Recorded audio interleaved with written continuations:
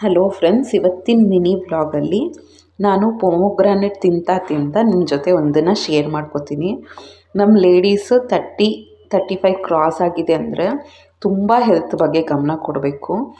ಎಲ್ಲರೂ ನೋಡ್ಕೋತೀವಿ, ಎಲ್ರಿಗೂ ಒಳ್ಳೊಳ್ಳೆ ಫ್ರೂಟ್ಸು, ವೆಜಿಟೇಬಲ್ಸು ಎಲ್ಲ ಮಾಡಿಕೊಡ್ತೀವಿ.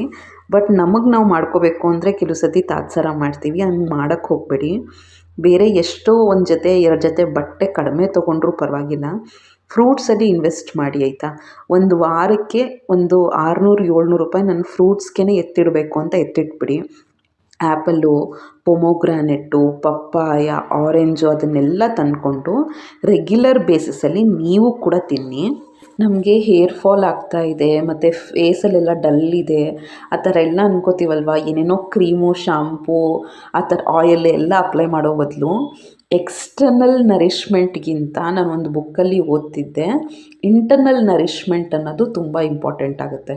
ನಮ್ಮ ಬಾಡಿಗೆ ನಾವು ಈಗ ಹೇರ್ ಎಲ್ಲ ಉದುರ್ತಾ ಇದೆ, ಕೂದಲು ಉದುರ್ತಾ ಇದೆ, ಸ್ಕಿನ್ ಗ್ಲೋ ಬರ್ತಿಲ್ಲ ಅಂದರೆ ಸ್ವಲ್ಪ ಏನದು ಕರ್ಬೇವಿನ ಸೊಪ್ಪಿಂದು ಎಲ್ಲ ಯೂಸ್ ಮಾಡ್ಕೊಳ್ಳೋದು, ಅದನ್ನು ನಾವು ತಿನ್ನೋದು, ಐರನ್ ಕಂಟೆಂಟ್ ಇರೋದೆಲ್ಲ ತಿನ್ನೋದು.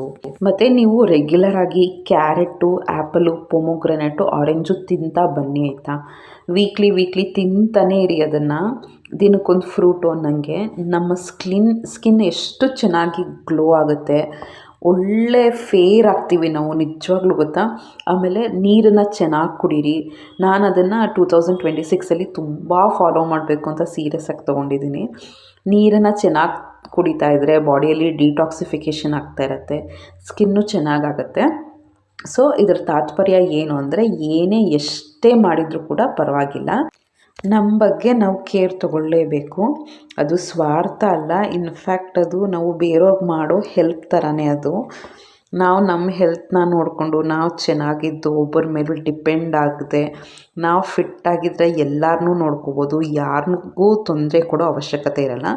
ಸೊ ಇವತ್ತಿಂದ ನಿಮ್ಮ ಹೆಲ್ತ್ನ ಸೀರಿಯಸ್ ಆಗಿ ತೊಗೊಂಡು ಏನೇನು ಕೇರ್ ತೊಗೋಬೇಕು, ಟೈಮ್ ಸರಿಯಾಗಿ ಏನು ಹಣ್ಣು ತರಕಾರಿ ಎಲ್ಲ ತಿನ್ನಬೇಕು, ಬಿಸಿನೀರು ಯಾವ ರೀತಿ ಕುಡಿಬೇಕು ಎಲ್ಲನೂ ಪ್ಲ್ಯಾನ್ ಮಾಡಿಕೊಂಡು ಅದ್ರ ಪ್ರಕಾರನೇ ನಡ್ಕೊಳ್ಳಿ. ನಾವು ಯಾವಾಗ ನಮ್ಮ ಹೆಲ್ತ್ನ ಸೀರಿಯಸ್ ಆಗಿ ತೊಗೋತೀವಿ ಆಗ ಮಾತ್ರ ನಾವು ಕರೆಕ್ಟಾಗಿ ಮಾಡ್ತಾ ಹೋಗ್ತೀವಿ. ಇಲ್ಲಾಂದರೆ ನೆಗ್ಲೆಕ್ಟ್ ಮಾಡಿಬಿಡ್ತೀವಿ, ಆಮೇಲೆ ಮಾಡೋಣ ಅಂತ. ಸೊ ಆ ಥರ ಮಾಡೋಕ್ಕೆ ಹೋಗಬೇಡಿ. ಹೆಲ್ತ್ನ ಫಸ್ಟ್ ಪ್ರಿಯಾರಿಟಿ ಮಾಡಿಕೊಂಡು ಹ್ಯಾಪಿಯಾಗಿ ಹೆಲ್ದಿಯಾಗಿ ಲೈಫ್ನ ಲೀಡ್ ಮಾಡೋಣ ಅಲ್ವಾ.